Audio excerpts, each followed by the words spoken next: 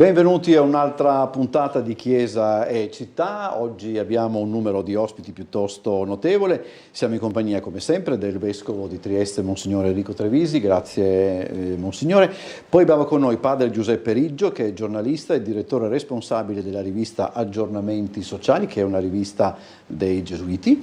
E poi siamo in compagnia di due volontari presso il dormitorio Sant'Anastasio. Sono Isabella Falomo ed Eric Moratto, che ringrazio per essere con noi. L'altra settimana, nella puntata dell'altra settimana, dove si parlava, no, Monsignor Trevisi, del disagio giovanile, eccetera, si parlava anche della necessità di creare o di ricreare collegamenti, legami, potremmo anche definirli così, e in questa puntata partiamo dalla speranza che dai legami viene generata.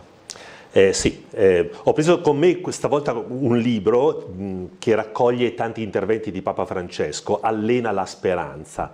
E io penso che nelle relazioni e nei legami ci è data la possibilità proprio di allenare la speranza, che è un dono di Dio, per noi cristiani è virtù teologale infusa, viene da Dio, ma che però deve essere accolta. Come la accogliamo? Certo, in un cammino di interiorità, ma anche dentro dei legami molto concreti.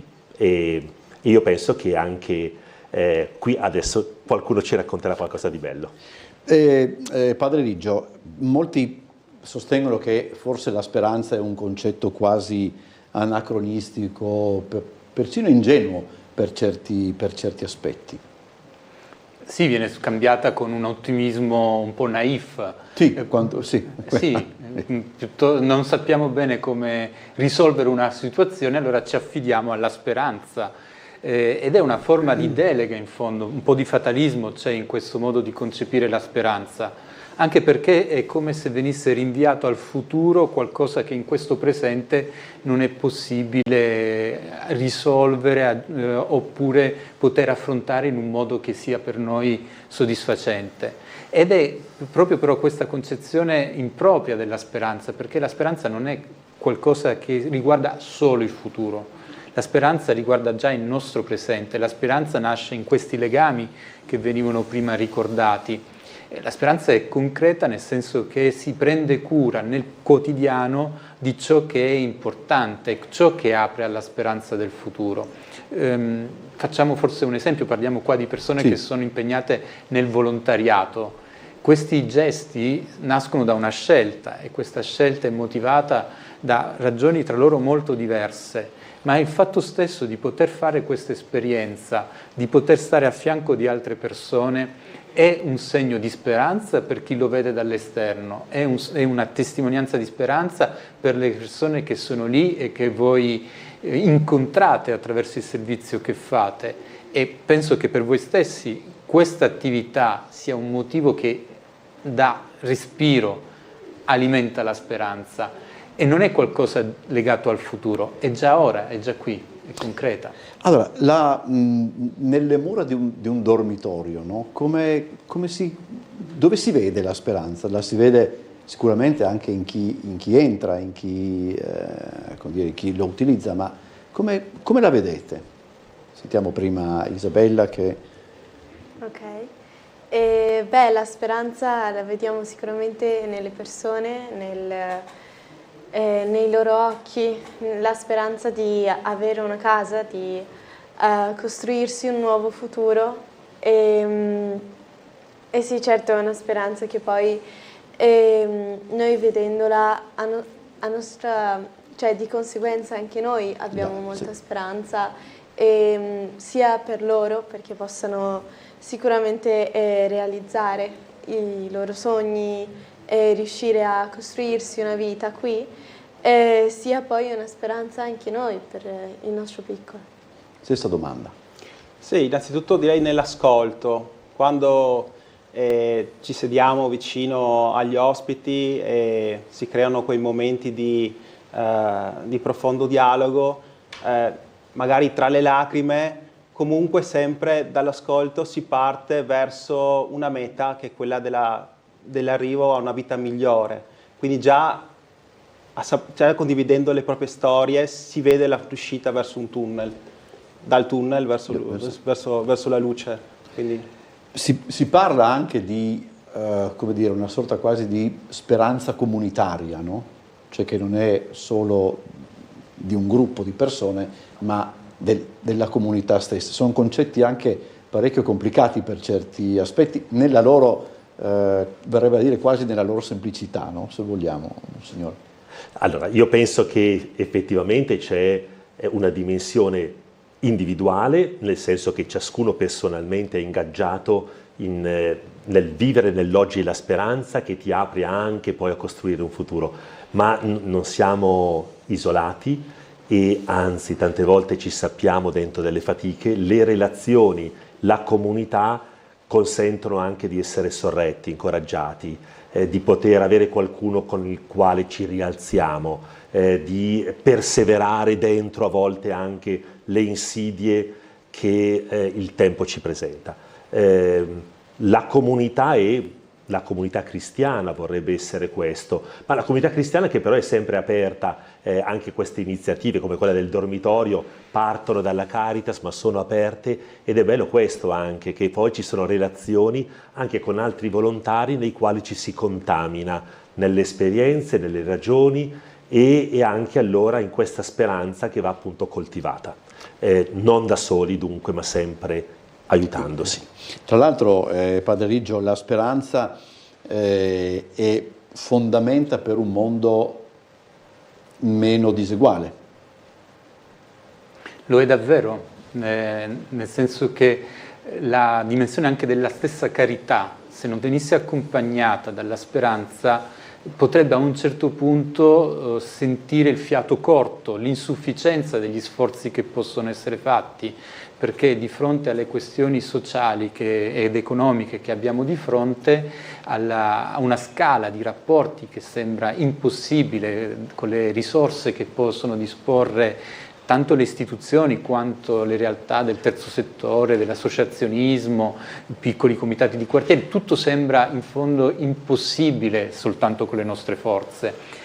E quindi anche la carità rischia di restare indietro in qualche senso se non viene accompagnata e sostenuta dalla speranza che permette di vedere quei segni di cambiamento che sono oggi presenti, alle volte piccoli ma concreti, che sono le testimonianze delle persone che possono fare un'esperienza di riscatto e che infondono quindi quel senso che l'azione che facciamo in questo momento può sembrare molto limitata, ma in prospettiva gli effetti sono sovrabbondanti. In questo la speranza diventa un fattore anche sociale di cambiamento, perché permette di poter trovare una forza in ciò che sembra oggi irrilevante, ma che nella prospettiva si capisce che può essere dirompente come effetto. Senza speranza i cambiamenti importanti nella società non si sarebbero mai potuti realizzare. Voi vi sentite, oddio, non vorrei usare un termine forse troppo, voi vi sentite strumento di speranza e peraltro è possibile che anche le persone che frequentano il dormitorio diventino strumento di speranza? Beh sì, a me piace citare una frase che Sua Eccellenza una volta ci ha detto, che nelle ferite di quegli esseri umani c'è Gesù che si nasconde. Quindi noi nel vedere le loro ferite vediamo Gesù e quindi è già lì la speranza che è certezza. E loro in noi vedono sicuramente una relazione di aiuto, di gioia in una situazione che di gioia non è ancora, ma che quando loro escono spesso ci abbracciano e ci dicono: voi siete stati il segno della nostra speranza, e sono cose molto belle per tutti e due. Vuoi aggiungere qualcosa, Isobel? Beh, io essendo comunque un adolescente spero di poter portare speranza magari a quelle madri che sperano appunto che i propri figli riescano a trovare una vita, un posto nella nostra società. discutevamo l'altra settimana, no, Monsignore, proprio della loro generazione. Sì. E si diceva che è una bella generazione, fondamentalmente. Certo, anche se il passaggio dall'essere bambino all'essere adulto talvolta è anche un po' traumatico e dall'altra parte c'è questo bello che è questo essere sbalzati a cercare la propria identità, e un'identità che però ti pone in relazioni talvolta che sono quelle vere e difficili della vita, per cui anche che ti portano a tante domande e tanti interrogativi, e vorrei dire anche a rientrare un po' in se stessi nella ricerca di ciò che vale davvero. Prima si diceva che la speranza ha una sua dimensione comunitaria, di comunità, ed è bello che anche ci siano generazioni diverse che diventano segno di speranza nel momento in cui si incontrano e fanno tutto questo. E sono a volte piccole cose. Se ci badiamo anche per ciascuno di noi, in certi passaggi della vita anche un po' faticosi, sono stati piccoli gesti, presenze semplici, strette di mano, sguardi, incoraggiamenti, una persona che c'era, che ci ha ascoltato. Non hanno cambiato il mondo, hanno cambiato noi stessi, ci hanno aperti a qualche cosa di grande.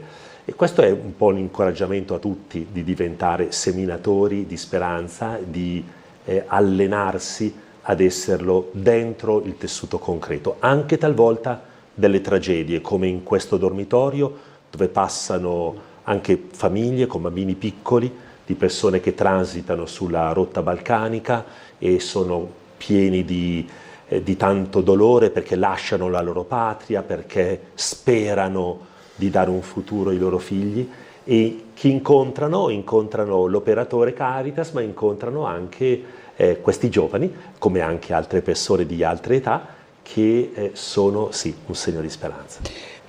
Padre Riggio, anche per quella che è la sua attività in aggiornamenti sociali, no? Molto spesso è molto facile dire, no, che la nostra società è una società senza speranza, insomma, sono frasi anche ad effetto che vengono utilizzate, forse anche con una certa faciloneria sotto certi aspetti. Lei che idea si sta facendo della vita sociale e del nostro paese, ma non solo, cioè quantomeno in generale, ecco, insomma. Un punto di osservazione che abbiamo nella redazione di aggiornamenti sociali ci permette di poter seguire quello che è la situazione sociale del nostro paese. Lo facciamo con attenzione, lo facciamo registrando quelli che sono gli aspetti di maggiore criticità, quelle che sono le questioni profonde di diseguaglianze. Sono tante le persone che oggi fanno fatica a sperare, perché fanno fatica a tenere insieme un quotidiano, a poter pensare di avere una possibilità concreta di migliorare il proprio futuro. Quindi tutto questo noi lo registriamo, ne siamo ben consapevoli, ed è forte, sempre una forte tentazione quella di restare sul registro dell'analisi e di evidenziare le criticità. Ora, su questo è qualcosa che è anche più semplice da fare, perché gli elementi li abbiamo tanti. Abbiamo preparato un libro che si intitola Che cosa ci tiene uniti. Quando ci capita di fare le presentazioni facciamo questa domanda alle persone che partecipano, spesso la risposta è più facile rispondere che cosa ci divide rispetto a che cosa ci tiene uniti. Cioè la parte del positivo risulta sempre più complessa, ma perché è più preziosa, perché è più delicata da maneggiare. Allora come redazione noi ci sforziamo sempre di cogliere quelli che sono gli elementi di positività che esistono nelle varie esperienze sociali con le quali di volta in volta noi ci confrontiamo. Non c'è un articolo che pubblichiamo che sia sul bilancio dello Stato, sulla questione degli adolescenti, su temi di politica internazionale, in cui l'analisi non sia sempre accompagnata da elementi dove poter ricostruire, da dove poter ripartire. È un esercizio intellettuale quello di dire non possiamo fermarci a dire le cose che non vanno, perché nel mondo le cose ci sono che vanno. L'importante è cercarle. E alle volte la cosa anche importante è poter raccontare ciò che non è giusto, non scegliendo però parole che ci bloccano in quell'ingiustizia, in quella negatività. Anche le parole che utilizziamo possono essere, nel raccontare qualcosa che non è nel segno della giustizia, non è nel segno della carità e della speranza, possono essere parole che chiudono in quella dimensione o che raccontano per poter sollecitare una risposta, che quindi aprono un di più. Anche questo non è indifferente, le parole che utilizziamo. Segnali di speranza dove li vede adesso? Segnali di speranza in questo momento li vedo un mondo molto forte in tanti giovani che trovano sensato impegnarsi per gli altri. Per me è stato un segnale di speranza forte il concorrere di tanta gente nelle città dell'Emilia Romagna colpite dall'alluvione. Non organizzato, non si rispondeva non ad un appello ma a sentire che c'era un bisogno e voler fare qualche cosa per quello. Segnali di speranza sono tutte queste espressioni di solidarietà che ci sono. Segnali di speranza forti sono quando riusciamo a trovare delle esperienze in cui generazioni diverse lavorano insieme, perché lì si verifica un dono preziosissimo che non è poi così scontato, quello di trovare delle cause che mettono insieme persone di età diversa, che è una trasmissione di esperienze, di competenze, un rinnovamento degli sguardi per tutti, indipendentemente dall'età, quando si riesce a poter fare questo tipo di esperienza. Quindi ci sono, i segnali di speranza ci sono. Voi vi sentite in qualche modo, come dire, depositari non è bello, insomma, ma comunque dai, depositari di una responsabilità? Sì, quando noi innanzitutto abbiamo risposto all'appello che ha fatto Sua Eccellenza di andare, eravamo responsabili nel dire sì o no. Come dice lui, è facile nascondersi a Trieste, però il cuore e il messaggio ci è arrivato e abbiamo detto il nostro sì, quindi lì è iniziato il cammino di responsabilità. E anche quando noi siamo in mezzo a queste persone abbiamo la responsabilità di portare speranza, gioia, pace e con l'aiuto del Signore credo che ce la facciamo. Tu Isabella ti senti, cioè, quando hai detto di sì all'appello, che cosa hai pensato? Beh, sì, sento che quando ho detto di sì mi sono presa una responsabilità sia nei confronti di Eric, che ci ha proposto questo bellissimo progetto alla fine, sia nei confronti appunto del dormitorio e della Chiesa proprio, che ci ha dato questa possibilità, e quindi sì. No, capisco anche che, insomma, quanti anni hai? 16. Ma ha iniziato a 15. Vabbè, 16. Già 15. No, chiudiamo, facciamo la chiusa, Monsignore. Sì, allora io penso che i segni di speranza sono le persone. In questo Giubileo Pellegrini di Speranza, Papa Francesco ha parlato di segni, ma la cosa più bella è, e io me ne rendo conto continuamente, è vero, c'è tanto egoismo, ci sono tante divisioni così, ma ci sono anche tante persone che dentro il loro tessuto rispondono, e nella loro famiglia a un appello. In questo caso era un appello, qualcuno mi aveva scoraggiato dicendo ma a Trieste i volontari non ci sono, non saltano fuori, e in realtà tante persone che si sono rese disponibili anche a fare le notte, cioè perdere le proprie notti di diversa età, le persone, e in diversi campi, a me sta molto a cuore anche il campo educativo, non soltanto quello, chiamiamolo così, caritativo, per cui siate tutti segni di speranza, perché il Signore chiama e a noi può dare la risposta con quello che siamo. Se cadiamo ci aiutiamo a rialzarci e a seminare di nuovo speranza. Grazie a tutti gli ospiti, ci vediamo come sempre fra 7 giorni.